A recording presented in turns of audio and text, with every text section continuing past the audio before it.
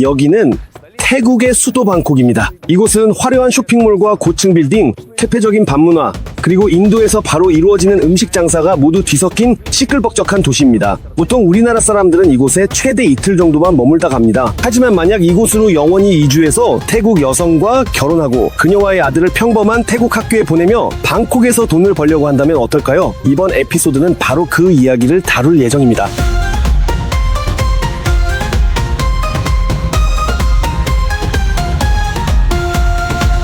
태국 여성들은 우리 지구의 자랑이며 전 세계의 남성들이 사랑을 찾기 위해 이곳으로 모여듭니다. 어떤 이들은 평생의 반려자를 찾으러 오고 또 어떤 이들은 하룻밤의 인연만을 원하기도 합니다. 어쨌든 태국 여성들은 유럽인들을 흥미롭게 바라봅니다. 여자들은 항상 친절하고 태국에서는 하얀 피부가 부유함의 상징으로 여겨져요. 키가 크고 피부가 하얀 사람. 태국 여성들에게는 뭐랄까 그런 외모가 일종의 미의 기준 중 하나라고 할 수 있죠. 태국 여성이 잘생긴 백인 남성과 결혼하면 모든 친구들이 부러워합니다. 결혼식에는 최소한 400명 정도가 참석합니다. 하지만 신혼부부에게 주는 선물은 정말 얼마 안 돼요. 가격이 3달러죠. 이 사람은 바실리입니다. 태국인 아내와 미아일 아들과 함께 사업을 키우고 있습니다. 여자 문제는 나중에 다루기로 하고 일단 밥도 먹어야겠죠. 태국 음식은 독특하고 때로는 충격적이기까지 합니다. 정덩이에 저런 가시가 있네. 날개도 달렸어. 메뚜기 같은데 중요한 건 그걸 생각하지 않는 거야. 마치 너무 튀긴 감자칩 같아. 그냥 오리 이야기라고 할까. 저 여자의 트랜스젠더야? 50대 50이야. 모든 SNS에서 보바 카르마노프를 팔로우하고 생생하고 강렬한 방콕으로 떠나봅시다. 출발! 3명씩. 와, 대박!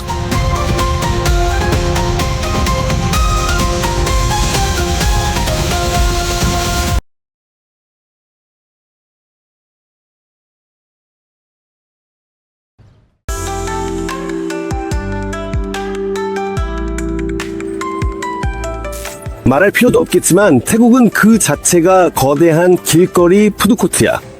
공항에서도 마치 길거리처럼 고기, 기름, 해산물이 가득하지. 이 나라는 저렴한 음식의 천국이야. 여기는 이미 방콕의 전형적인 반주거 지역이야.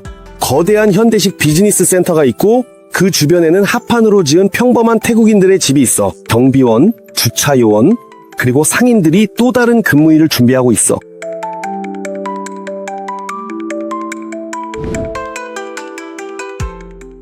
여기에는 바실리와 가족이 살고 있어. 방금 그는 아들 미샤를 침대에서 깨워 학교에 보낼 준비를 하고 있어. 출발 전에 미샤는 장난감으로 놀고 있어. 각 교실마다 에어컨이 있어서 꼭 따뜻한 겉옷이 필요해. 그림용 스케치북, 여기선 다 비슷해 보여. 곱셈 이런 것들. 이런 공책이구나? 이런 손으로 그린 그림들. 아름다운 꽃 같은 것들. 오늘은 학교에서는 문화 수업과 어른을 존중하는 수업이 있을 거야. 그리고 오늘은 사회 과목도 있어. 종교와 문화에 관한 거야.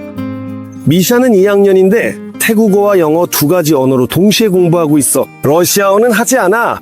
물을 챙기고 그리고 학생 카드를 가져가. 그 카드에는 일정 금액이 들어있어. 그리고 그 카드로 학교에서 차나 물 이런저런 것들을 살 때 결제 카페네. 있잖아. 학교에서 말이야. 미샤가 다니는 학교는 종교학교, 기독교 학교며 교복에 예수 그리스도가 그려져 있어.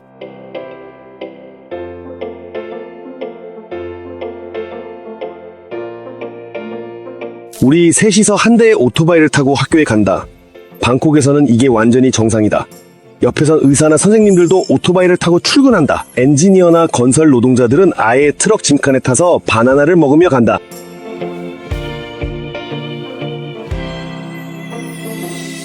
학생들은 학교 가기 전에 음식을 챙긴다. 학교 앞에선 택시기사들이 자고 있고 우리는 오토바이로 학교 입구까지 들어갔다.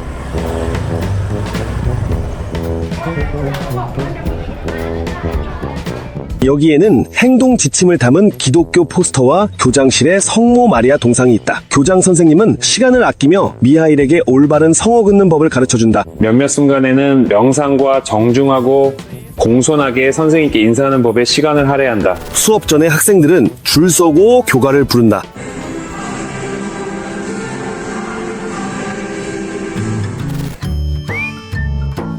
학교 부지 안에 바로 거대한 교회가 있어요. 안은 모두 화려해요. 여기 전반적으로 종교적인 분위기가 강한가요? 아니면 그냥 그런 건가요? 아니요. 그냥 그런 거예요. 사실 여기서는요, 누군가는 종교에 정말 깊이 빠져 있고, 또 누군가는 덜 그렇고, 사람마다 모두 다 조금씩 달라요. 우리는 지금 카드에 200바트를 충전했어요. 뭐 이 정도면 사실 충분해요. 여기서는 지출이 최소한이에요. 그러니까 예를 들면 차나 음료 같은 거요. 차 한 병이 15, 20바트예요. 스낵 같은 것도 15, 20바트 정도 해요. 예를 들어 주차요원, 교사, 청소부 등정말로 직원 수가 아이들만큼이나 많다고 할 수 있어요. 이 학교는 사립이라 학비가 한 학기에 약 $1,000 정도 들어요. 이곳은 이 유명한 사립학교로 높은 교육 수준과 제공되는 지식이 최고라고 할 수 있어요. 저희는 이러한 점이 정말 마음에 들어요. 오후 2시부터 5시까지는 해당 시간에는 주류 판매가 일시적으로 금지되어 있으니 참고해 주세요. 왜냐하면 학생들이 집에 가는 시간이기 때문인가요? 학교 끝나고 집 가는 시간. 거대한 방콕의 대다수 주민들은 그다지 부유하게 살지 않아요. 예를 들어 마당에 쓰레기장이 있는 집들에서 살기도 하죠. 더 나쁠 수 없을 것 같지만 사실 더 열악한 곳도 있습니다. 우리는 거대한 빈민가를 지나가고 있습니다. 무서운 집들 위로 2개의 고속도로가 지나고 아래에는 악취나는 강이 흐릅니다. 그런데 이 사람들조차 방콕에서 가장 가난한 편은 아닙니다. 이들에게는 그래도 지붕이 있고 식기와 옷도 있습니다. 에어컨은 물론 굉장히 드뭅니다. 바로 옆에는 새로운 고층 아파트 단지가 있습니다. 예전에는 그 자리에도 빈민가가 있었지만 철거되었습니다. 여기서는 계층 간의 격차가 정말 엄청날 때가 많아요. 사람들은 가진 것에 만족하려고 노력합니다. 즉, 가난하게 산다면 그게 자신의 운명이고 그런 시련이 주어진 것이라고 생각하는 거죠. 방콕에서는 가난한 사람이든 부자든 다 길거리에서 식사를 합니다. 바실리의 창문 아래에도 패스트푸드 시장이 있습니다. 많은 사람들이 아침 일찍 출근길에 이런 작은 동네 가게에서 아침 식사로 먹을 간단한 음식을 사가요. 여기선 많은 사람에게 음식 배달 기사도 제공합니다. 여기엔 사람들이 찾는 소포 있습니다. 저 사람은 아마 자기 물건 찾으러 온 것 같네요. 봐봐. 현지 태국인들은 아직도 마스크를 쓰고 있어. 아마도 어느 정도 나이가 들면 태국인들은 감염될 가능성조차 피하려고 노력하는 것 같아. 이건 전기 요금이야. 누군가는 26바트 나왔네. 이건 누가 집에 안 산다는 뜻이지. 여긴 더 많이 나왔네. 여기 봐, 500바트야. 킬로와트 결국 152바트 나왔어. 왜냐면 내가 알기로는 일부 집주인들은 아파트를 임대할 때 자기 이익을 좀 더 붙인다고 하더라고. 그렇게 해도 돼? 킬로와트당 4바트이 아니라 6바트를 받는다고 나는 들었어. 그럼 이 밭은 주인한테 더 가는 거네? 주인한테 가거나 아니면 관리회사로 가겠지. 엘리베이터 안에도 광고가 있네. 엘리베이터 안에도 있고 밖에도 있어. 여기 봐. 여기도 또 화면이 있네. 바실리에게는 방이 3개인 아파트가 있지만 도면을 보면 나머지 사람들은 모두 원룸인 것 같아요. 우리 사업, 우리 가게를 기반으로 대출 승인을 받았어요. 그리고 우리는 여기서 벌써 8년째 살고 있어요. 이 대출을 갚으면서요. 주방이 정말 작고 현관 바로 옆에 있어요. 태국 사람들은 집에서 특히 아파트에서 요리를 거의 하지 않기 때문에 주방이 꼭 필요하지 않아요. 그리고 그래서 많은 아파트나 임대용 주택들은 아예 주방이 없거나 아주 작은 주방만 있는 경우가 많아요. 빨래는 항상 에어컨 근처에서 말려요. 여기로 더운 공기가 나오니까, 네, 뜨거운 공기가 빠져나와서 훨씬 더 빨리 마르죠. 여기서는 전기 요금이 비쌉니다. 태국 기준으로 전기세, 전기 사용료가 정말 높아요. 그래서 대부분의 태국 가정에는 전기레인지도 없고 냉장고도 없으며 에어컨도 없는 경우가 많아요. 생활은 가구도 없는 작은 방에서 이루어집니다. 바닥에 더블 매트리스가 하나 있죠. 선풍기와 욕실이 있을 뿐이에요. 그게 전부예요. 태국인들의 아파트에는 더 이상 아무것도 없습니다. 이런 집에서 방 하나는 $100부터 시작해요. 혼자 살 수 있는 작은 방이죠. 만약 2명이서 그리고 2사람이 작은 체구의 태국인이라면 뭐 그렇게 불편하진 않아요. 여기는 이 집은 최대한 우리나라 집과 비슷해 보여요. 마당, 자동차, 차고, 그리고 2층짜리 집이 있죠. 그리고 저기서 그들은 닭과 스타익을 키운다고 한번 상상해봐요. 여기가 세계에서 가장 큰 도시 중 하나잖아요. 그런데 도심 한가운데서 아침마다 수탉이 울 거예요. 금속 지붕이 있는데요. 이 지붕이 햇빛과 비로부터 우리를 보호해주는 역할을 해요. 근데 그 지붕이 아마 뜨거워지겠죠. 맞아요. 뜨거워지고 사실 이런 단열이나 방음 처리가 태국 집에서는 정말 드물어요. 다른 도시들에서는 이런 대조가 그렇게 두드러지지 않아요. 그런데 방콕에서는 정말로 아주 새롭고 초현대적이고 아름다운 것들을 볼 수 있죠. 주로 이런 것들은 다양한 회사나 투자자, 외국인 건설업자들이 짓는 아파트나 비즈니스, 쇼핑몰 같은 것들이에요. 그들은 거리에서 발밑에 무슨 일이 일어나고 있는지에는 신경 쓰지 않죠. 자기 수영장이나 바다에는 이 친구들이 아예 가지도 않아요. 태국인들은 여가 시간을 몰에서 보내요. 이런 식의 아파트, 여러분처럼 2+1 구조죠. 얼마에 구입하셨어요? 저희는 은행에서 주택담보대출, 즉 크레딧을 승인받았어요. 대략 400만 바트 정도였죠. 여기서는 평방미터당 가격이 이해를 돕자면 2,000달러예요. 그리고 이제 바실리의 아내와 그의 어머니가 집에 돌아왔네요. 그녀는 꽤 오랫동안 이 친구들 집 태국에 머물고 있어요. 이 큰 새우들은 며느리와 함께 카레 소스에 요리할 거예요. 그런데 어머니는 영어를 전혀 모르세요. 러시아어죠. 좀 더 자세히 말하자면 러시아어입니다. 러시아어 어떻게든 서로 이해하게 됐어요. 며느리와 어떻게 소통하셨나요? 지금은 어떻게 소통하세요? 네, 이것도 궁금한 점이네요. 저희는 표정으로 해요. Переводчик. Ну, а так, в принципе, понятно. Вот пойдем сюда, давай, мне нужно туда зайти, давай купим этот. Расулечка, мама кофе. Ну, кофе. Да, все. 우리 가족은 벌써 12년 전에 생겼어요. 맞아요. 그래서 저기서 서로 소통하면서 지냈죠. 여기 봐요. 엄마가 샀어요. 여기 봐봐. 엄마도 넥스크 출신이야. 그래. 나는 이걸 잃어버려. 근데 여기선 한 번에 묶여 있네. 나는 망고인 줄 알았는데 여러분은 드라이버네요. 당연히 망고도 파인애플도 챙겨갈 거예요. 똠얌 스프를 만들 수 있는 세트도요. 그리고 집에 돌아가면 친구들에게 대접하고 똠얌 스프를 같이 끓여요. 우리 쪽으로 아내를 데려가 본 적 있어요. 약 6년 전에 가족과 함께 카자흐스탄에 갔었어요. 거기에 제 친척들이 살고 있어서 우리는 많이 돌아다녔어요. 비록 조금 쌀쌀하긴 했지만요.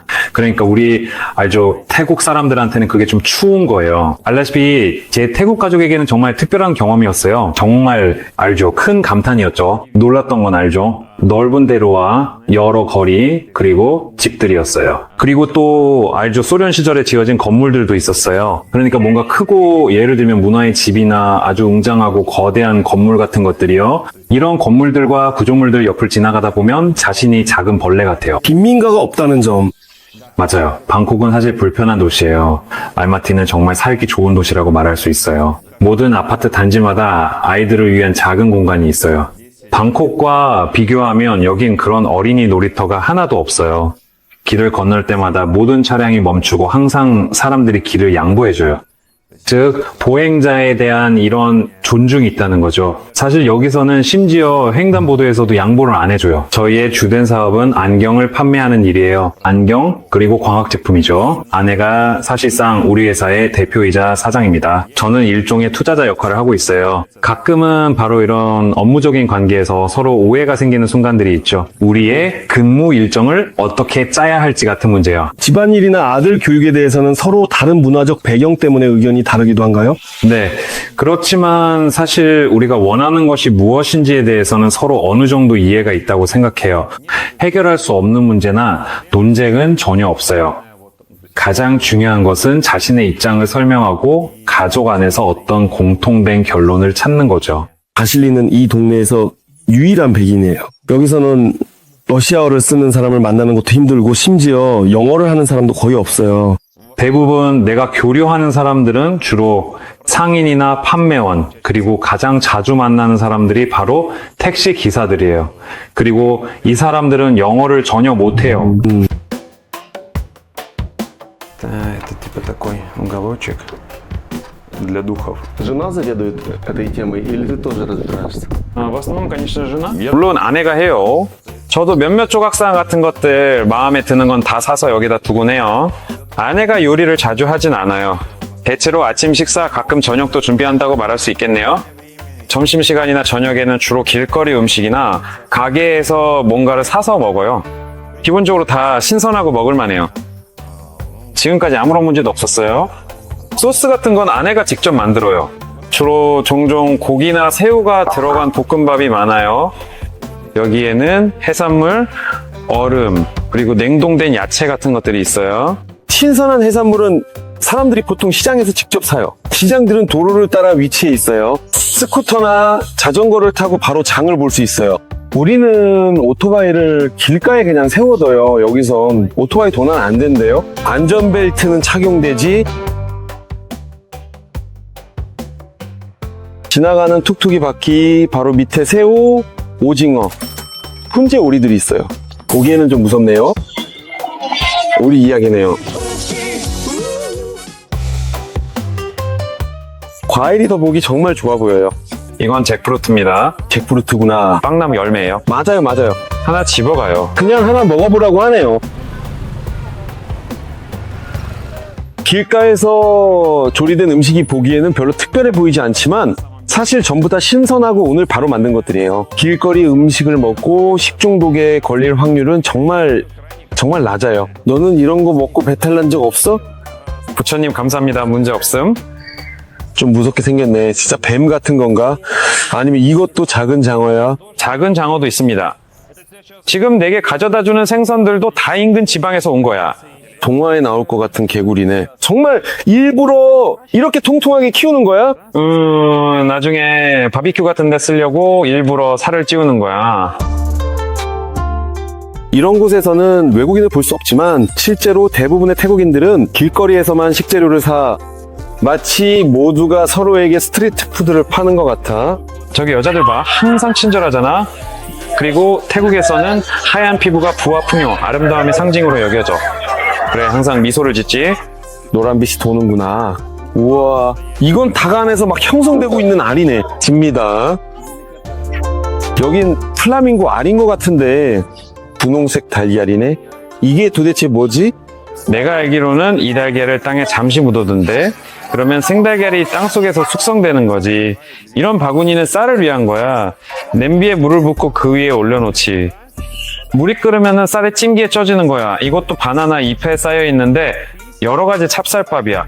대부분 달콤하고 다양한 과일이 들어가. 이건 말이지, 길 가다가 배고프면 하나 집어서 열고 간단히 먹는 거야. 빵 같은 거지. 이건 여러 종류의 국수야. 예를 들어 생선이나 고기랑 같이 먹고 국수는 곁들여 먹는 거지. 이건 애벌레네. 와, 아마 맛있을 것 같은데. 내가 틀리지 않았다면 이건 누에나방 애벌레야. 이건 저기 귀뚜라미들이야. 귀뚜라미. 보통 뜨겁고 신선한 기름에 튀겨서 바삭하고 고소한 향이 진하게 나. 맛있고 바삭해. 바나나 나무 꽃이야. 태국 사람들은 이걸 잘라서 채 썰고 다양한 요리에 넣어. 예를 들어 볶음밥을 할 때도 넣지. 베르가못이야. 베르가모차. 베르가못이 거의 레몬처럼 생겼을 줄은 전혀 몰랐어? 달콤하고 노랗고 즙이 많은 망고야. 그런데 태국 사람들은 오히려 망고가 이렇게 아직 초록색이고 덜 익었을 때 딱 태국인들만의 입맛이 있지. 어떤 사람들은 이런 생선도 먹지만 있잖아. 차라리 구워 먹는 게 더 나을 거야. 작은 새우들은 양동이째로 팔아. И что их берут домой жарить как-то сразу на сковородке? 그걸 요리에 넣어서 사용해. 자, 내 생각에 와, 얘네 정말 활발한 애 세상에 다 튀어나왔어. 날 없지. 이 고기랑 바퀴벌레들 사이에서 연꽃도 팔고 있어. 봉우리도 있고 활짝 핀 것도 있어. 알고 보니 부처님이 바로 연꽃에서 태어나셨대. 여기서는 바나나 나무로 신들에게 바치는 특별한 물에 띄우는 공약물을 만들어. 이건 먹는 게 아니라 전부 강에 띄워보내는 거야. 강에 띄워보내면 결국 물고기들이 그걸 다 먹지. 그러니까 이건 친환경적인 거야. 신들 사이에는 태국 지도자들의 초상화도 있어. 저기 왕과 왕비가 있네. 저분들은 바로 이전의 라마구세와 태국의 왕비 왕대비야. 내 생각엔 만약 가게 앞에 이런 재단이 없으면 이웃들이 비웃겠어. 사실 그건 개인적인 거야. 각자 자기 자신을 위해 노력하는 거지. 여기서는 누군가를 그렇게 비우는 게 일반적이지 않아? 하지만 태국인들은 정말 신앙심이 깊은 민족이라서 각자 자기 집에 이런 작은 집 모양의 재단을 만들려고 해. 즉 네가 태어날 때 이미 부모님이나 조부모님 댁에는 이런 재단이 있는 거야. 이건 세대를 거쳐 전해 내려오는 전통이야. 좋아. 고마워. 좋아요 눌러주세요. 저건 복권을 파는 거야. 여기엔 카지노가 없으니까 국가 복권이 운을 시험해 볼 수 있는 유일한 방법이야. 네가 얼마나 운이 좋은지, 그리고 영혼들이 너를 얼마나 도와주는지 알 수 있지. 운이 없네. 나 오늘 재단을 준비 안 했으니까. 그래서 분명히 운이 없을 거야.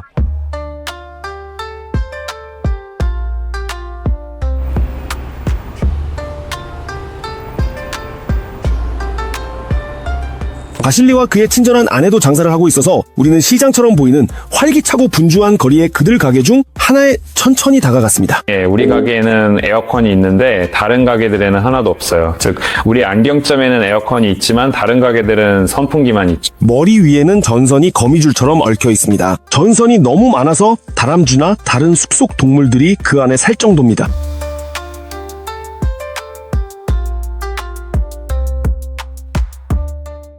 가게는 이들 안경과 안경테를 판매하고 있습니다. 가장 저렴한 것은 단 10달러에 불과합니다. 태국 사람들은 보통 더 단순한 걸 고르나요?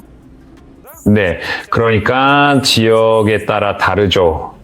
알다시피 만약에 좀 더 소박한 동네, 예를 들어 너도 직접 봤듯이 슬럼가나 전혀 고급스럽지 않은 집들이 있는 그런 곳이라면 당연히 더 저렴한 걸 고르려고 하죠. 이 척도 그러니까 우리랑은 조금 다르게 그쪽은 숫자로 표시돼요. 숫자로 표시돼요.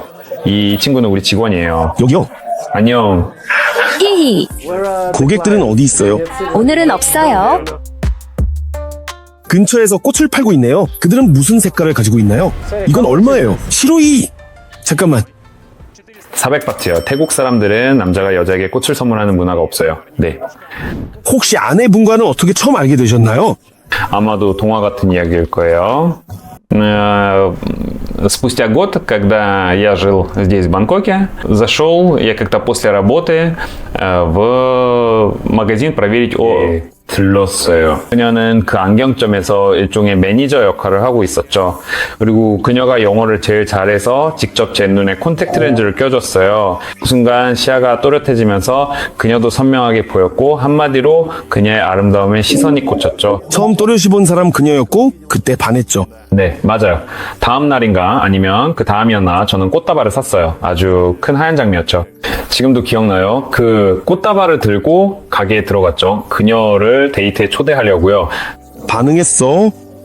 아마 그녀에게도 그리고 그녀의 동료들에게도 일종의 와우 효과가 있었던 것 같아요. 혹시 몰라서 다들 영어 공부 시작한 거 아니에요? 맞아요. 그러니까 상상해봐요. 하얀 피부의 외국인이 온 거죠. 처음부터 키도 크고 피부도 하얗고 태국 여자들에게는 이런 모습이 일종의 미의 기준 중 하나라고 할 수 있어요. 태국 남자들은 특별한 행동을 하는 편이 아니에요. 우리의 기준에서 보면 그들을 신사라고 부르기는 어렵죠. 꽃을 사준다든지 맞아요. 꽃을 사주거나 손을 내밀어 주거나 문을 열어주거나 먼저 들어가게 해주는 그런 행동들이 있잖아요. 이런 것들은 태국 여자들에게는 정말 드물게 일어나는 일이에요. 제 생각에는 태국 여자들은 그런 요구 자체가 없고 아마 그런 부분에 대해 더 담담하게 받아들이는 것 같아요. 그러니까 조금이라도 신경을 써주면 정말 독특한 사람, 특별한 경우라고 할 수 있어요. 태국인들의 사고방식에는 그런 큰 요구사항이 없어요. 태국 사람들은 정말 단순한 사람들이에요. 비유적으로 말하자면 머리 위에 지붕이 있고 밥을 살 수 있을 만큼의 몇 바트만 있으면 그걸로 이미 만족하는 거죠. 즉, 최소한의 필요만 충족되어도 진심으로 행복해합니다. 그럼 일반적인 태국 가정에서는 어떻게 되나요? 여성의 역할은 어떤가요? 역시 주방에서 주로 활동하나요? 여기서는 대부분 여성들이 가정의 예산을 관리한다고 말씀드릴 수 있어요. 예를 들어 태국 여자친구나 아내와 함께 카페나 레스토랑에 가서 음식을 주문하고 계산서를 요청하면 남자가 계산서 좀 가져다 주세요라고 해도 항상 계산서는 여자에게 가져다 줍니다. 여기서는 여성이 지갑에서 가족이나 커플 전체의 비용을 지불하는 것이 당연하게 여겨집니다. 여성이 돈을 벌어서가 아니라 지갑이 있어서예요. 이 부분 어때? 처음에는 우리도 익숙한 방식이었어요. 내 돈, 그녀의 돈 이렇게요. 하지만 나중에 우리가 그러니까 가족을 이루고 나서는 내가 훨씬 더 본격적으로 묻기 시작했어요. 그래, 월급은 어디 있어? 너 일한다고 했잖아? 그런데 월급이 안 보이네. 이런 식으로요. 우리가 계획을 세워야 하고 가족을 위해 뭔가를 사야 하니까요. 이런 식의 가족 지출들이 있죠. 아니, 네가 새 바이크를 사고 싶으면 그냥 사는 거야. 아니면 둘이서 상의해? 당연히 상의하죠. 사실 결혼해서 가족이 된 지 벌써 10년이 훨씬 넘었으니 당연히 가족과 관련된 모든 지출은 서로 세심하고 꼼꼼하게 최대한 충분히 상의하고 함께 계획합니다. 태국의 비자 문제는 매우 엄격해서 심지어 태국인과의 결혼과 자녀가 있어도 바실리에게는 서류 문제에 큰 도움이 되지 않았어요. 그러니까 저는 사실상 제 태국 가족의 보호자 역할을 충실히 하고 있고 우리 가족에게는 매년 한 번씩 꼭 지키는 소중한 전통이 있어요. 어떤 사람들은 1년에 한 번 목욕탕에 가는 것을 선택하지만 저희 가족은 매년 가족 모두와 함께 방콕에 있는 이민국 사무소에 갑니다. 이 절차는 실제로는 몇 시간밖에 걸리지 않아요. 저희는 아내와 막내 미하일과 함께 필요한 여러 가지 서류들을 꼼꼼하게 하나하나 빠짐없이 차근차근 챙깁니다. 즉 혼인증명서와 같은 매우 중요한 서류들을 절차상 필수적으로 꼭 잘 챙기고 그리고 반드시 꼭 저희 태국 친구 중 한 명의 서명도 정확하게 받아야 해요. 그 친구가 저희 관계의 보증인 역할을 해주거든요. 증인? 네, 맞아요. 우리가 가족임을 증명해줄 증인 서명이 꼭 필요해요. 꽤 엄격하네요. 아이도 있고 사랑하는 아내도 있고 함께 살고 있는데도 불구하고 사실상 매년 이 신분을 직접 갱신해야 한다니 정말 놀랍네요. 여기서는 결혼했다고 해서 바로 시민권을 주는 것도 아니고 이 복잡하고 까다로운 행정 절차를 매년 반복해야 해요. 그리고 다시 1년짜리 비자를 줍니다. 국가 입장에서는 그렇군요. 알겠어요. 만약에 네가 돈을 못 벌게 되고 보호자 역할도 못하게 되면 어떻게 돼? 그런 경우에는 나라에서 쫓겨나는 거야? 비자가 만료되고 만약 정해진 기간 내에 비자 갱신에 필요한 서류를 제때 제출하지 않으면 체류 자격을 잃게 되어 결국 쫓겨나게 될 거예요. 그리고 계좌에 돈을 안 넣으면 맞아요. 실제로 태국 가족의 보호자가 되려면 계좌에 항상 양만 달러에 해당하는 금액이 있어야 해요. 그 돈이 없으면 어떻게 해? 결국 또 아마도 사랑하는 가족을 위해 다 써버렸겠지. 그럼 어떻게 되는 거야? 비자 연장이 안 되고 그냥 떠나야 해? 제 생각엔 이런 문제에 대해 국가는 별로 관심이 없는 것 같아요. 외국인이라면 보호자가 되든 어떤 사람이든 그에 맞는 역할을 반드시 해야 하죠. 돈을 내고 그리고 정말로 돈이 있다는 것을 분명히 확실하게 보여줘야 해요. 여기서 가난하고 실업자인 걸 허락받을 수 있는 건 오직 태국인 뿐이야. 태국은 태국인을 위한 나라예요. 하지만 여기서 오래 살고 싶다면 지켜야 할 조건이 정말로 많고 복잡해요. 어딘가에서 반드시 일해야 하고 또 정기적으로 소득을 증명해야 하죠. 이야기에 빠져서 아이 얘기를 깜빡할 뻔했네. 이제 아이는 학교를 다 마쳤고 바실리는 매일 직접 아이를 학교에서 데려와. 여기 있는 이 오토바이들은 모두 부모님들이 아이를 학교에서 데리러 온 거야. 자, 한번 내 가방이 어디 있는지 맞춰봐. 똑같이 생겼어. 물병. 안녕. 이봐, 야옹. 잘 지냈어? 응. 좋아, 좋아.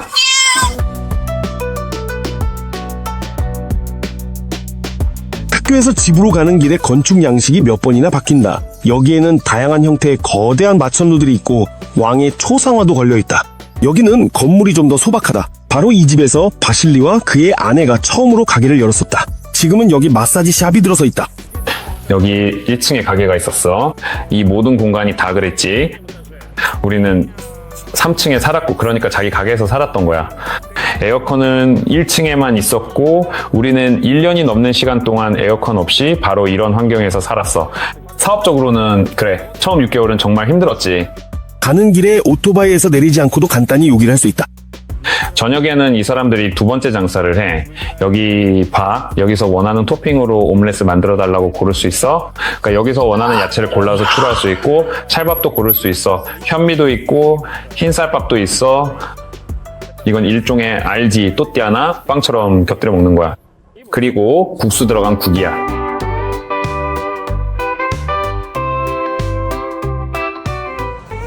바실리 지역 전체가 바로 옆에 있는 대형 비즈니스 센터 직원들을 위한 정확히 말하면 하나의 거대한 길거리 식당이야. 봐봐, 저 사람들 명찰 달고 벌써 점심 먹으러 나왔네. 보지 않으시나요? 안녕하세요. 여기는 바실리와 이웃한 집이야. 여기서는 온 가족이 음식을 만들어서 판매하고 있어. 음식 한 그릇 가격은 대략 2달러 정도야. 냉장고 대신에 태국 사람들은 이런 상자를 사용해. 얼음을 넣는 거지. 뭐라고 하셨어? 그분이 광고 좀 해달라고 그래야 손님들이 와서 물건을 사간다고 하셨어. How much is 이것들 얼마예요? 10밭. 생선은 40밭이에요. 이건 50밭이고 이건 수치예요. 이 모든 걸 집에서 직접 만드세요? house? Yeah. 네. How much money? 여기서 you 하루에 have 얼마 정도 in 버세요? one day? 하루에요? 체페펜. 응? 네. 그녀가 말하길 하루에 대략 7, 8천 바 정도 판다고 해요. 하지만 그중 일부는 비용으로 나가고 새로운 재료를 사는 데 들어가요. 그래도 7, 8천 밭의 매출은 하루에 약 200달러 정도예요. 참고로 그들은 가족이 6명이 함께 살고 있고 서로 도우려고 노력해요. 음식 준비도 이렇게 직접 하고요. 그녀는 우리가 촬영하는 걸 부끄러워하지는 않지만 그래도 좀 신경이 쓰이는 것 같아요. 하지만 그녀는 자신이 예쁘지 않고 화장도 안 해서 부끄러워해요. 이게 태국 여성들과 다른 나라 여성들의 고민이죠. 안녕. 그리고 그들의 가족 사업은 전혀 세금을 내지 않아요. 세금에 대해 말하자면 여기가 그들의 집이에요. 자기 집에서 살면서 여기서 물건을 팔아요. 만약 자기 집에서 판매하면 어떤 세금도 내지 않아도 돼요. 온 가족이 손님을 붙잡고 음식을 잘 만들기 위해 노력하고 있어요. 그런데 보니까 파리들은 아무도 신경 쓰지 않는 것 같아요. 사실 파리가 그렇게 많지도 않아요. 그래도 있긴 해요. 그리고 지금 봐봐요. 이제 근무가 거의 끝나가고 있어요. 그러니까 그녀가 말하길 아침에는 훨씬 더 바쁘다고 해요. 그래서 사람들이 오래 서 있지 않고 여기서도 파리를 쫓아내지만 이제 저녁이 되면 상상해봐요. 아침부터 계속 서서 음식을 만들고 있으면 남은 음식 찌꺼기들이 생기게 되죠. 그리고 이제 쉬고 싶어지는데 요리하는 사람들은 모두 반드시 가스를 연결해 놓아요. 태국 사람들은 주방용 선반 외에는 가구가 별로 없어요.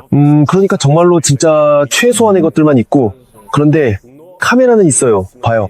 그건 안심과 통제를 위해서죠. 초상화가 있어요. 왕의 초상화예요. 아드비즈 닷 왕의 초상화예요. 이분은 라마구세 왕이에요. 거의 모든 태국 국민이라 마구세 왕 시대 태어났다고 상상해보세요. 그분은 1940년부터 2012년까지 왕위에 계셨어요. 거의 70년 동안 같은 사람이 왕위에 있었다고 상상해봐요. 방콕 역사는 240년, 도로 대신 운하가 있었어요. 마치 베네치아처럼요. 로맨틱하게 들리지만 지금은 운하가 사용되지 않고 악취만 풍겨요. 그러니까 공간이 적고 제한적이에요. 이 모든 것이 방콕의 역사적 유산이고 가장 가난한 계층의 사람들이 이 운하 근처의 빈민가에서 살고 있어요. 이 운하는 지하로 숨기고 있어요. 그럼 이걸 도로처럼 쓸 수 있을까요? 네, 도로처럼 쓸 수도 있고 아니면 가게나 작은 집들이 들어설 수도 있겠죠. 방콕과 많은 태국 도시들의 문제는 이곳에 폭우가 너무 자주 내려서 물이 빠질 시간이 없다는 거예요. 여기 비가 오래 내릴 일 많죠. 태국 곳곳이 침수되어 오염이 생깁니다. 제 생각엔 아래서 물을 퍼내 여기서 말리고 트럭으로 실어 나르는 것 같아요. 상상해봐요. 지하철에서 100m 거리예요. 예전엔 집들이었죠. 대부분 태국인들은 이런 곳 복도에서 살아요. 운하 근처라서 보다시피 이곳은 그렇게 고급스럽거나 아름다운 동네는 아니에요. 그래도 사람들이 이곳에 옵니다. 투자자가 어떤 프로젝트에 돈을 투자하죠? 사실 여기 아마도 곧 비즈니스 센터 같은 게 생길 수도 있겠네요. 오히려 노숙자촌 같아요. 누가 일부러 만든 것 같고 노숙자들이 여기 머무는 것 같아요. 그리고 저 담 너머에는 새 건물이 있어요. 거기에는 부유한 태국인들이 살고 있죠. 신성한 재단은 감히 건드리지 못했어요. 아무도요. 모두 철거됐지만 재단만 남아있네요. 벽돌이 정말 우스꽝스러워요. 시멘트의 품질 때문인지 그런지 벽돌이 흔들려요. 파파야는 태국 거로 우유처럼 들려요. 이렇게 태국에서는 우유가 자랍니다. 여기에는 뭔가 상업적인 문구가 적혀 있네요. 여기서 뭔가를 팔거나 아니면 서비스를 제공하는 것 같아요. 아, 이거 미용실이네요. 여기 봐, 의자 2개 의자, 테이블, 아니면 뷰티 살롱일 수도 있네. 보이지? 이발소지, 남녀 모두 아니면 어쩌면 음식도 요리하는 곳일 수도 있어. 여기 다 있어. 바로 운하 근처에. 여기 사실 운하 바로 옆에 바비큐도 있어. 근데 운하가 좀 냄새나. 여기 물이 고여 있어. 물과 수문은 이미 오래전에 닫혔어. 봐봐, 거품이 올라오지? 뭔가 발효 과정이 있는 것 같아.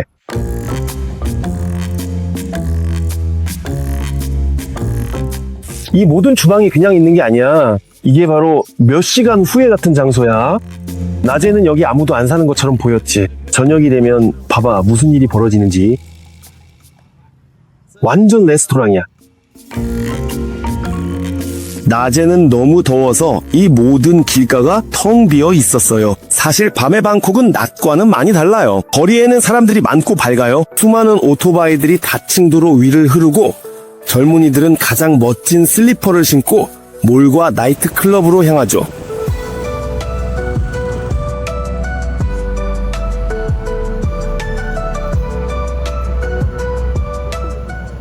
세 명씩 이런 대박.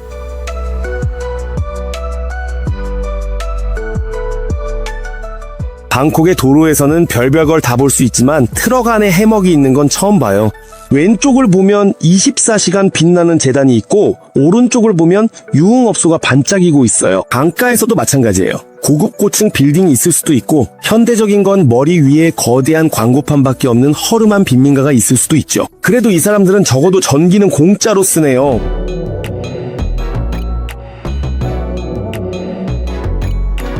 강가에는 아시아에서 가장 멋진 쇼핑몰 중 하나인 아이콘시암도 있어요. 엄청나게 크고 화려해서 방콕 시민들이 가장 좋아하는 장소 중 하나죠.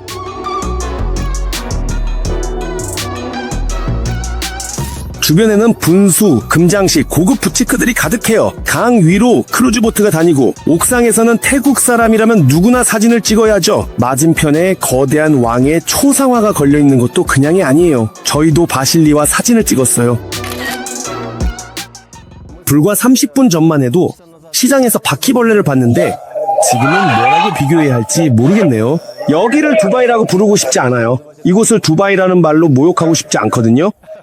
뭐 비슷한 느낌이긴 해요. 시장에 더러운 발로 서 있는 그 태국인들도 저녁이 되면 여기로 오곤 해요. 아니면 여기와 저기 있는 태국인들이 서로 다른 사람들인 걸까요? 태국인들은 SNS를 정말 좋아해요. 그래서 꼭 어딘가에 체크인해야 해요. 여기 왔다, 멋진 풍경을 봤다, 이곳에서 밥을 먹었다, 차나 커피를 마셨다 등으로요. 그래서 저녁에 와서 여기서 사진 한 장 찍어서 올리면 계정이 한층 멋져 보이죠.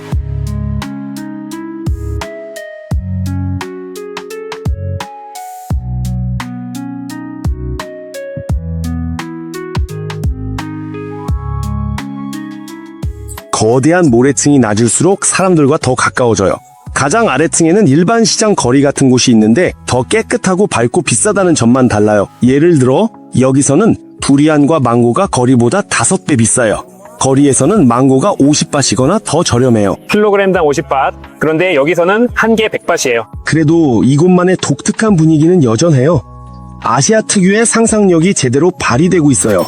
악어 바비큐 젤리처럼 흐물거리는 돼지고기, 한 마리에 60달러나 하는 랍스터도 있죠. 물론 코코넛과 태국 마사지도 빠질 수 없고요. 여기서는 망치로 등을 두드려요. 여기서는 코코넛을 어떻게든 완전히 껍질까지 다 벗겨내요. 세상에, 대박! 하나에 얼마예요? 아니에요. 어머, 여기 구멍이 있어요.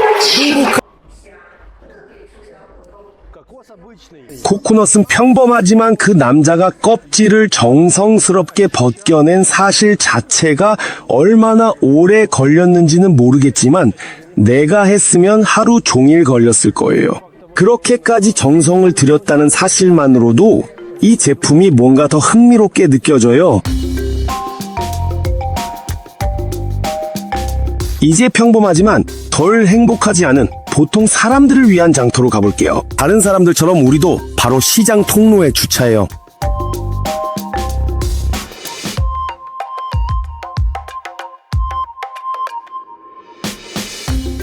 고양이를 거의 밟을 뻔했어요. 고양이야, 괜찮아? 야옹, 살아있네. 사방의 사람들이 바닥에 앉아서 음식을 먹고 있어요. 아, 근데 완전히 바닥에 앉은 건 아니고 돗자리 위에 앉아 있어요. 그럼 완전히 다르지?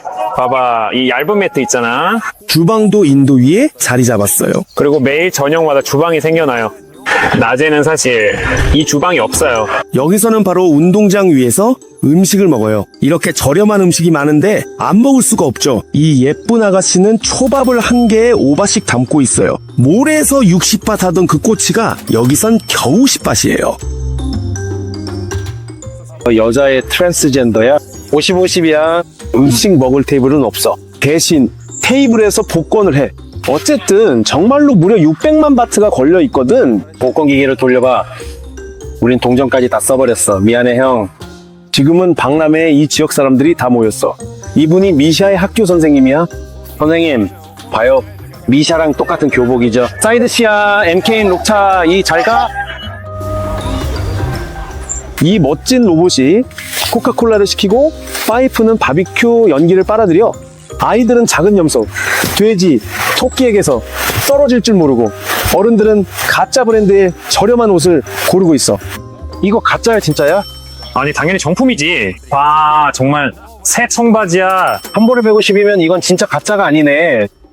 이런 아디다스는 처음 본다. 이건 나이키야. 나이키, 퓨마. 그러니까 혹시 이건 20바짜리 옷이야? 50센트 정도라고 할 수 있지. 이렇게 정말로 아주 괜찮은 맨투맨이야, 그렇지? 진짜로. 옷을 무게 단위로 판매하시나요? 아니면 아니야, 그냥 한가득 쌓여 있어. 이거 10바트야. 그러니까 여기 있는 아무거나 하나 10바트에 살 수 있어. 이건 각종 부적이야. 봐봐, 태국 사람들은 이런 것에 정말 집착해. 항상 자신을 악령의 부정적인 영향으로부터 지켜주는 부적을 사. 뭐라고? 에너지 드링크 레드불 보이지? 레드불을 조금 마시면 밤새 멜로디를 연주할 수 있어. 멋지다.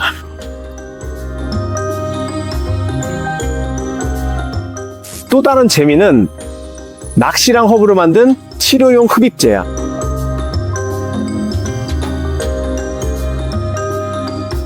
태국인들은 음식에 열광하는데 음식이 어디에나 있고 종종 이상하거나 역겹기도 해. 사실 이런 식으로 할 수 있는 다른 여러 가지 방법이 있습니다. 와, 이건 또 뭐야? 인생에 한 번쯤은 바퀴벌레도 먹어봐야 해? 그래서 나는 이 곤충 테이블에서 맛있는 것들을 골라 담고 있어. 여기 생물들이 얼마나 많은지 봐봐. 의욕이 좀 줄었어. 맙소사, 애벌레다. 진짜 대박이다. 먹어봤어? 네, 여러 번 시도했습니다. 당연하지. 자, 골라봐. 이건 옥수수밭을 망치는 메뚜기야. 이거 통통한 거를 골랐어. 다리도 같이 먹어야 돼. 전부 다 먹는 거야. 보여줘. 집처럼 바삭바삭해. 꽤 괜찮은데 인생에서 처음 해보는 거야. 중요한 건 이걸 생각하지 않는 거지. 마치 너무 튀김칩 같아. 정말 음식이 대단하네. 뭔가로 입가심해야겠다. 너도 뭔가로 입가심하고 싶어? 콜라랑 먹으니까 칩 같아. 작은 애벌레 하나씩 먹어보자. 아, 안에가 좀 부드럽고 약간 터졌어. 이건 좀 불쾌하네. 그 메뚜기는 사실상 정말로 엄청 바삭하고 건조했었는데 이건 안에가 부드러운 덩어리야. 그리고 맛도 이건 맛이 있어. 메뚜기들은 그렇지 않은 것 같아. 뭔가 비슷한데? 너 콩 먹어본 적 있어? 그럼 한번 먹어봐. 참고로 이게 사실은 정말로 제일 맛있는 것 중 하나래. 이런 건 먹을 수 있겠어. 이건 애벌레야. 식감이 정말로 마치 옥수수 스낵 같아. 얼마나 크고 징그러운 벌레야. 이건 정말 역겨워. 꼬리 쪽에 저가시들은 뭐지? 날개도 달려 있어. 이걸 먹는 게 정말 너무 역겨워. 먹어도 돼? 이건 진짜 예민한 사람한테는 절대 안 맞아. 생김새는 무섭지만 맛은 메뚜기랑 비슷해. 너 벌써 거의 다 먹었네. 보니까 카메라만 잠깐 돌렸더니 벌써 애벌레 3마리를 먹었어. 뭐 좋아하는 종류도 있지 말할 수 있지? 태국인들에게는 이게 평범한 음식이야. What do you like from this? 이 중에서 뭘 고를래? 이 애벌레들이요. Did you eat it before? 전에 먹어본 거야? 응? Do you like it? 좋아하시나요? 그냥 그래. 음식 말고도 장터에서는 다른 모든 것도 팔고 있어. 예를 들어 바닥에서 자는 데 쓰는 불편한 베개나 알록달록한 소금 같은 것도 있어. 여기에는 바실리와 그의 안경 가게도 자리를 잡았어. 이 장터는 임시로 열리는 곳이라 바실리가 직접 매일 이 천막을 설치했지. 임대료로는 약 70달러를 내고 하루에 안경을 15개쯤 판대. 각 안경은 최소 15달러에 팔려. 여기서는 외국인에게 금지된 직업이 많아서 그래서 내가 이 사업의 주인? 아니 아내와 동등하게 공동 소유자가 된 거야. 서류상으로 네가 사업의 이름이 있어. 아니 사실은 모든 거래나 은행 계좌 같은 건 다 태국인 아내 명의로 돼 있어. 나는 여기서 공식적인 절차상으로 그러니까 이런 곳에서 일할 수 없어. 그래서 내 역할은 조직을 하고 준비도 하고 그러니까 여러 가지로 도와주는 거야. 그러니까 네가 직접 가서 실제로 누군가에게 안경테를 자르거나 렌즈를 끼워주기만 해도 누가 신고할 수 있다는 거야? 아니면 그게 어떻게 되는 거야? 그럴 경우에는 어떤 처벌을 받을 수 있는 거야? 내 생각엔 만약 규정을 어기거나 실수를 하게 되면 벌금 같은 게 부과될 수도 있을 것 같아. 하지만 알다시피 여기에는 이런 일을 전문적으로 담당하는 직원들이 있어서 내가 꼭 직접 이 자리에 계속 있을 필요는 없어. 그분들이 바실리의 아내이자 공식적으로 회사의 소유주인 그녀의 이름은 나토라트이지만 집에서는 라즈라고 불린다. 그녀는 아직도 카자흐스탄 여행을 잘 기억하고 있다. 카자흐스탄에 대해 어떻게 생각해? 춥고 정말 교통체증이 없어. 네, 백인 남편 어때? 그는 좋은 사람이야. 내가 어떤 아이디어가 떠오르면 그는 항상 나를 지지해줘. 네가 백인 남자와 사귄다는 걸 알았을 때 가족이 뭐라고 했어? 그가 나를 속일까 걱정했지만 그러지 않았어. 아마도 그가 나에게 거칠게 대할 거라고 생각했을 수도 있어. 하지만 그는 좋은 남자야. 너 러시아어로 아는 단어 있어?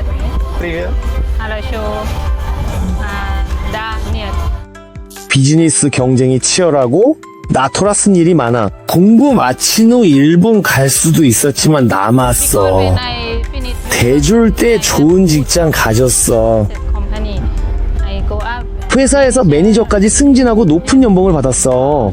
학업을 마친 후 나토라스는 방콕 스위스식의 공장에서 한 달에 $200도 안 되는 월급을 받으며 일했어. 안경일을 시작했을 때 내 월급은 얼마였어? 15,000, 15,000이었어. 여기서는 그게 좋은 월급이야? 15년 전에는 네, 좋은 월급이었어. 지금 태국에서 좋은 월급은 얼마라고 생각해? 20,020 0쯤 될 거야. 네, 부모님은 시골에서 무슨 일 하셔? 부모님은 농부이고 채소, 쌀을 재배하셔. 그리고 소도 키우셔. 부모님은 행복하셔? 그럼 당연하지. 알고 보니 요즘은 시력 검사를 할 때 더 이상 글자를 뚫어지게 쳐다보고 잘 보이는지 말할 필요도 없더라. 기계가 내 눈에 어떤 이상이 있는지 스스로 알아서 측정해줘. 이건 진짜 충격이야. 나는 내 시력이 괜찮은 줄 알았는데 이건 마치 HD에서 4K로 넘어가는 느낌이랄까. 봐봐. 내가 안경을 썼더니 모든 게 더 선명하게 보였어. 나도 이렇게 다니고 싶은데 이러면 시력이 나빠지지 않을까? 만약 네가 시야를 더 선명하게 해주고 눈에 부담을 덜어주는 안경을 쓰지 않는다면 눈이 더 많이 피로해지고 더 자주 지치게 돼. 하지만 적어도 안경을 쓰면 안경이 시력 저하를 늦춰줘. 이제 내 안경 렌즈를 제작해주고 있어. 이스탄불에서도 이미 이런 일이 있었어. 나는 터키에 대한 영상을 찍으러 갔는데 아주 힘든 모발 이식 수술을 받게 됐고 그에 대한 영상을 찍었지. 정말 아팠어. 관자놀이의 바늘이 속였어. 젠장. 이 개자식이. 그 영상 꼭 봐봐. 후회하지 않을 거야. 이 영상 설명란에 링크를 남겨둘게. 거기 내 태국 관련 다른 영상 링크도 있을 거야. 장비는 친구들이 직접 자기 돈으로 샀어. 이건 이미 완성된 내 안경이야. 개인 사업자로 등록되어 있고 어떤 세금도 부과되지 않아 우리의 월 수입은 20만 태국 바트를 넘지 않아. 대박이다. 2개의 매장이 있고 월 수입이 $6,000에 달해도 세금 신고를 전혀 할 필요가 없어. 이제야 왜 태국이 하나의 거대한 시장인지 알겠어. 이 모든 게 세금 없이 이루어지니까 그렇지. 가게를 임대해 네가 원하는 것, 좋아하는 것, 만들고 싶은 걸 팔 수 있어. 옷, 가방, 음식도 팔고 우리는 안경을 판다. 그러니까 세무서에서 여러분에 대해 어떤 기록도 안 남기는 거야. 내 생각엔 각 개인 사업자마다 자기들만의 기록을 하고 은행 거래, 맞아, 은행 계좌를 통해서 거래 내역을 확인하는 것 같아. 거기 세무서에 직접 가봤어? 아니, 전혀 없어. 가게 연후 수년 동안 우리 스스로 일하지만 수입이 허용 기준을 넘지 않아. 그리고 만약 20만 바트를 넘기면 어떻게 돼? 세금은 얼마야? 내가 알기로는 2%부터야 너희는 영수증 없어. 이게 합법이야? 원하는 사람에게는 영수증을 발급해줘. 예를 들어 새 가게나 지점을 열기 위해 은행에서 대출을 받으러 가면 은행도 일일 매출을 손으로 적은 장부와 이런 수기 보고서를 제출하라고 하고 그 돈이 실제로 네 계좌로 들어온다는 은행 계좌 내역서를 보여줘야 해. 그래야 네가 대출을 상환할 수 있다는 걸 증명할 수 있지. 현금 받고 영수증 안 줘도 문제 없어? 문제 없어. 이 카페도 영수증 안 줘. 얼마나 팔았는지만 팔아. 의식 멋졌어. 내가 바퀴벌레 너무 많이 안 먹었으면 나도 먹었을 텐데 진짜로 손가락으로 가리켜서 누구를 삶아달라고 하면 그걸 삶아서 접시에 담아 가져다 줘. 가장 비싼 건 랍스터야. 돌아왔을 때 우리가 주차해둔 곳에 모페드가 없었어. 옮겨져 있었지만 아무것도 도난당하지는 않았어. 그것만으로 고마운 일이야.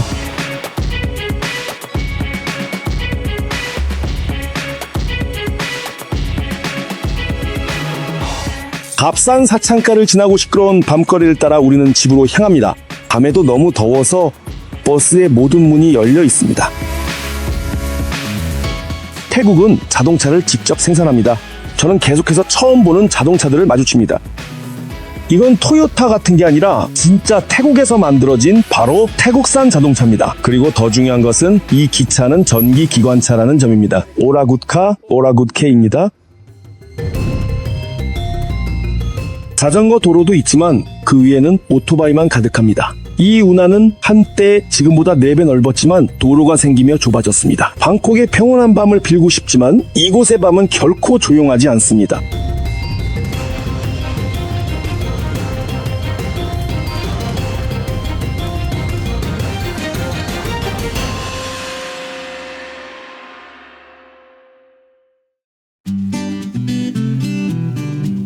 이건 바실리의 픽업 트럭입니다.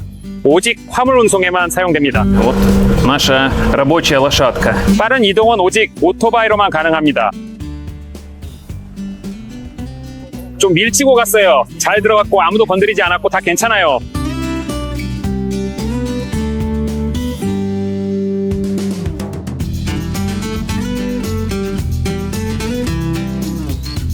태국인들의 삶의 중요한 부분은 오토바이 위에서 이루어집니다. 여기서는 모두가 스쿠터를 탑니다. 이 아이들은 세 있어 헬멧도 없이 학교에서 집으로 가고 있어요. 태국인들은 만약 신령을 달래고 기도를 드리면 영혼의 재단에 어떤 공물을 남기고 기도를 드리면 사실 헬멧 없이도 탈 수 있다고 믿어요. 영혼들이 당신을 지켜준다고 생각하거든요. 여기 봐요. 이것도 다 학생들이에요. Школьники на мопедах это нормально вообще. На мопедах, хотя они несовершеннолетние. 경찰은 청소년들이 간섭하지 않아요. 여기서는 경찰을 좋아하고 존경합니다. 경찰. 모두를 멈춰 세우거나 사소한 걸로 트집을 잡지 않아요. 예를 들어 소화기나 구급상자가 있냐고 묻거나 그런 식의 꼬치꼬치 따지는 일은 없죠. 여기서는 무엇이든 이식할 수 있습니다. 그리고 이것도 한번 주목해보세요. 모든 교차로마다 왼쪽에 경찰 부스가 있어요. 저기 보이죠? 광고판 아래에 TV가 있는 곳에 서 있어요. 여기에는 카메라가 정말 많아요. 여기저기 설치되어 있죠. 그리고 만약에 어떤 범죄가 발생하면 경찰이 아주 짧은 시간 안에 해결합니다. 그러니까 정말 빠르게 대응해요. 그리고 카메라가 얼마나 많은지 한번 봐요.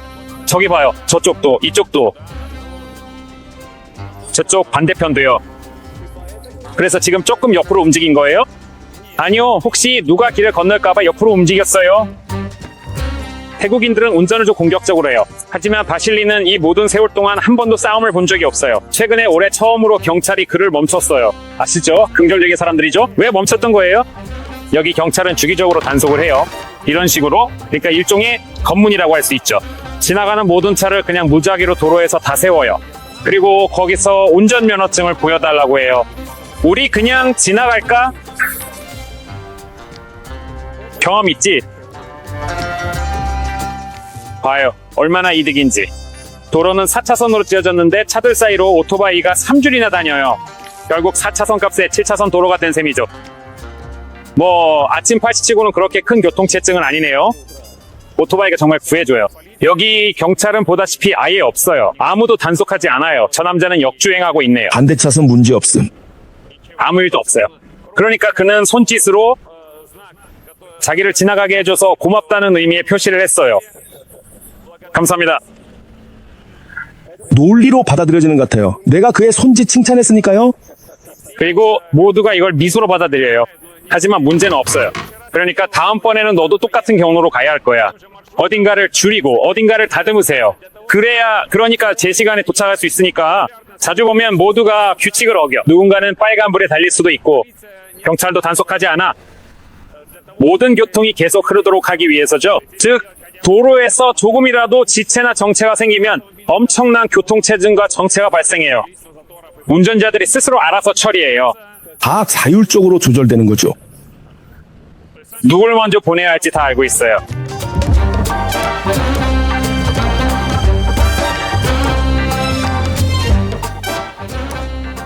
여기 어제 바실리의 아내와 어머니가 사온 새우와 오징어 그리고 현지 과자들이 준비되어 있습니다. 사실 태국에는 우유와 제과류가 별로 없습니다. 그곳에는 목초지도 없고 밭도 또한 없습니다. 네, 우리가 생각하는 그런 목초지는 태국에는 없고 우유를 위한 소도 대부분 없습니다. 소를 키우는 경우도 있는데 예를 들어 제 장인어른과 장모님은 시골, 지방에 살면서 소를 키우시는데 그 소들은 고기용입니다. 그러니까 일종의 살아있는 투자라고 할 수 있죠. 바로 이런 식으로 소를 키우는 거죠. 장모님이 말씀하시길 나이가 들고 힘이나 에너지가 예전 같지 않아도 여전히 이 농장을 돌보고 계세요. 그럼에도 불구하고 이건 살아있는 투자라고들 하시죠. 만약 갑자기 돈이 필요하면 소 한 마리를 팔 수 있으니까요. 예전에 우리 시골에서도 그랬던 것처럼요. 그래, 소를 팔아서 오토바이를 살 거야. 이거 정말 맵다 그러니 바로 밥이랑 먹어. 해산물은 기본적으로 맛이 거의 없고 싱겁다는 거지, 그치? 근데 이걸 아주 정말로 조금 더 진한 마늘이 들어간 매운 소스에 찍어 먹으면 맛있게 만들어 보세요. 생선. 새우 오징어도 정말 오징어네? 엄청 맵다고 하더라. 진짜 엄청 강렬하다. 나 진짜 깜짝 놀랐어. 송이로 포도처럼? 혹시 포도처럼 잘하는 거야? 완전 태국식이야 진짜. 이렇게 과육이랑 씨가 있어. 이건 뭐랄까 리치랑 정말 많이 비슷해. 이 집에는 유럽식 요리도 들어왔어. 이런 수프 좋아하세요? 직접 한번 만드셔보세요. 가르쳐줬어? 맞아. 아, 내가 가르쳐준 게 아니라 아내가 스스로 배웠어. 나는 사실 요리에는 거의 관여하지 않아. 근데 아내가 레시피를 잘 알아. 여러분, 우리 엄마한테 물어봤어. 그러니까 어떻게 만드는지 비법 같은 거 말이야. 가져와서 우리 미아일, 그러니까 자기 손자가 정말로 먹을 수 있게 했지. 바실리는 태국에 올 때 여기서 뿌리를 내릴 거라고는 생각도 안 했어요. 이 이야기는 13년 전으로 거슬러 올라가요. 사실 제 고향은 돈바스예요. 저는 하르키우 대학에 입학해서 공부하고 졸업했어요. 엔지니어 자격을 취득한 바실리는 전공과 관련된 일을 서두르지 않고 태국의 한 여행사에 이력서를 보내 단 한 시즌만 가이드로 일해보려고 했어요. 그럼 엔지니어를 공부했는데도 가이드로 이력서를 낸 거야? 아니면 다른 직종으로 낸 거야? 네, 사실 여행사에서 요구하는 조건이 그리 높지 않았어요. 즉, 관광업에서의 경력이 없어도 괜찮았다는 거죠. 하지만 가장 중요한 건 시간을 잘 지키고 책임감이 있어야 한다는 거였어요. 그리고 또 영어. 네, 그런 기본적인 기준들이 있었고 영어 실력도 중요했어요. 여기서 회사 직원들과 원활하게 소통하려면 영어를 알아야 했으니까요. 교육은 실제로 한두 달 정도밖에 안 됐어요. 어떤 곳에서는 직접 가서 보고 탐방도 했죠. 저에게는 태국인 가이드, 태국인 안내원들이 있어요. 그리고 당신이 그런 연결고리 역할을 하게 되는 거죠. 그럼 혹시 해외 처음 나간 게 이번이야? 네, 이번이 제 첫 해외 경험이었어요. 그리고 태국이었네? 어땠어? 인상 조금 큰 도시에서 여기 방콕으로 오니까 그 규모에 정말 놀랐어요. 교통도로, 그리고 고속도로 같은 것들이요. 그러니까 이게 3층짜리 고가도로도 있잖아. 맞아요. 이런 건 전엔 본 적도 경험한 적도 없었어요. 저기 지상철, 스카이트레인도 신기하고 말로 표현할 수 없는 느낌이었어요. 고층 건물 마천루, 어딘가 높은 마천루 전망대 같은 곳에 올라가 보면 도시의 놀라운 전경이 펼쳐져요. 크고 규모가 어마어마해. 결혼식은 태국 전통으로 진행됐다. 결혼식 전통 중 하나는 신랑이 신부값을 지불하고 신부 부모님이 그 신부값을 받는 것입니다. 그리고 결혼식에는 장모님이 초대장을 150가구에 보냅니다. 만약 상상해보세요. 150가구가 초대장을 받았다고 하면 그 가족마다 대략 7명 정도가 있는데 결혼식 초대장을 받은 가족은 거절할 수 없습니다. 심지어 당신이 아프더라도 친척이나 가족은 당신 없이라도 반드시 결혼식에 참석해야 합니다. 가족이 결혼식에 오면 초대장 카드를 꺼내 그 안에 지폐를 넣습니다. 대부분 결혼식에서는 잘 모르는 사람들, 친구들, 친척들, 이웃들이 보통 100바짜리 지폐를 넣었습니다. 온 가족이 예를 들어 9명이 와도 100바짜리 지폐 한 장만 넣는 거죠. 정말 얼마 안 되네요. 한 사람당 $1 꼴이죠. 정말 적은 금액이에요. 그리고 다음에 네가 초대한 그 가족이 너를 초대하면 너도 거절할 수 없고 백밭 들고 가. 맞아요. 똑같이 백밭 들고 가서 다시 주는 거예요. 이렇게 돌려주는 거죠. 그런데 바실리는 신부값을 진짜로 가져왔어요. 저는 제 가족 친구들, 친척들과 신부의 부모님 댁에 청혼하러 가서 20만 밭 이상의 신부값을 가져갔어요. 창피하지 않으려고요. 상징적인 돈이 아니라 큰 금액이네요. 큰 돈이죠. 특히 젊은 부부에게는 더더욱요. 그리고 이 금액을 모아서 신부의 부모님께 전부 드리는 건 결코 쉬운 일이 아니에요. 반드시 모든 친척, 이웃, 친구들 앞에서 이 돈을 이렇게 보여주듯이 진열해야 해요. 그래야 손님 한 명 한 명이 아, 정말 부유한 신랑이 왔구나 라고 생각하고 그래서 기꺼이 딸을 시집 보내는 거죠. 저는 200을 모았어요. 우리 부부가 함께 모았지 그녀를 부모님에게서 다시 데려오기 위해서 말이야. 신혼부부에게는 특별한 의식도 진행됐어요. 우리는 손바닥을 모으고 앉아 있었고 우리 머리 위를 하나의 끈 같은 걸로 연결해 줬어. 알지? 예, 우리는 이렇게 함께 앉아 있고 모든 손님들이 다가와서 우리에게 꽃을 주거나 여기 손목에 리본을 묶어줬어. 알지? 처음 3년 동안 우리는 함께 살면서 이렇게 성대한 결혼식을 올리기 위해 돈을 모았어. 그 마을에서 사람들이 너를 보고 얼마나 놀랐을까. 정말 놀랐어. 그들에게는 백인이 아주 드물거든. 여기선 백인을 파랑이라고 해. 우리는 여기서 태국인들에게 파랑이야. 그들에게 백인 하얀 피부는 정말 믿기 힘들고 특별한 거야. 여기에 미샤의 학교 대회 메달이 있어. 수업이 끝난 후 그는 장난감 탱크를 싣고 자기 방으로 가. 학교에서는 거의 숙제를 내주지 않아. 굳이 있다면 이런 병으로 만들기 같은 공예 숙제 정도야. 너희 가족은 네가 러시아어가 모국어고 그녀는 태국어. 그런데 미샤는 영어가 모국어가 된 거네.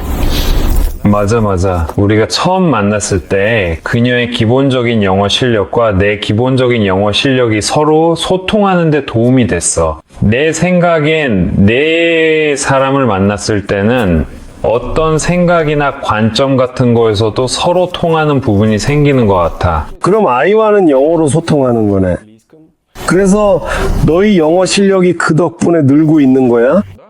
맞아. 당연하지. 아빠가 일하는 동안에는 주로 엄마랑 시간을 보냈거든. 그래서 뭐랄까, 태국어에 더 많이 익숙해진 것 같아. 그러니까 영어는 기본적이고 표준적인 수준이고 태국어는 그보다 좀 더 많이 아는 거지. 내가 자주 없었던 것과 또 시간이 부족하거나 관심을 충분히 주지 못한 탓에 그래도 아이가 영어와 태국어를 할 수 있다는 게 정말 기뻐. 러시아어는 몇몇 단어나 문장 정도만 알고 전체적으로 보면 지식이 많지는 않아. 아이를 러시아어 학원에 보내는 것은 두 분 모두 계획하고 있지 않아요. 꼭 필요하다고 생각하지 않아요. 여기 실습 기회 없죠? 맞아요. 정말로 뭔가를 연습하고 소통하고 그러면 더 많이 알고 이해하고 기억하게 되죠. 추가로 배우게 되는 거죠. 할머니 서운하지 않으세요? 할머니가 오셨는데 손자와 제대로 대화를 못 하시잖아요. 네, 사실 할머니는 좀 서운해 하실 수 있죠. 만약에 뭔가를 이해하지 못하면 번역기를 쓰면 되니까 요즘은 그게 정말 편리하잖아요. 휴대폰에서 그냥 앱을 통해서 러시아어로 말하면 그게 바로 번역돼서 영어 음성 메시지로 재생할 수 있어요. 할머니. 네, 맞아요. 정기적으로 저희가 없을 때도 서로 소통하시고 잘 통하시는 것 같아요. 이런 부분에서는 전혀 문제가 없어요. 어서 식탁으로 가. 안 그러면 혼날 거야. Сложно представить драку здесь. Вообще агрессия какая-то моментально проходит. Ты подхватываешь от них вот этот позитивчик. И тоже начинаешь улыбаться, даже когда тебе как бы что-то не нравится. 제가 들어보면 그들의 언어 자체가 정말 재밌어요. 왜냐하면 모든 단어가 한 음절, 많아야 두 음절, 드물게 세 음절로만 이루어져 있거든요. 그러니까 하, 후, 하 이게 벌써 세 단어예요. 우리는 단 하나만 가질 것입니다. 그리고 그들은 정보를 정말 빠르게 전달할 수 있어요. 무엇보다도 태국인들의 문화가 정말 인상적이었어요. 그러니까 그들은 항상 차분하고 느긋하며 언제나 미소를 짓고 있어요. 이런 사회에 들어가면 나도 모르게 미소를 짓게 돼요. 갈등을 힘으로 해결하고 싶지 않게 돼요. 심지어 누가 나를 때려도 그냥 에이 나도 때리지 말아야지라는 생각이 들어요. 네, 그러니까 이런 평온함과 조화의 가장 큰 이유는 바로 불교예요. 통계에 따르면 태국 인구의 95%가 불교더라고요.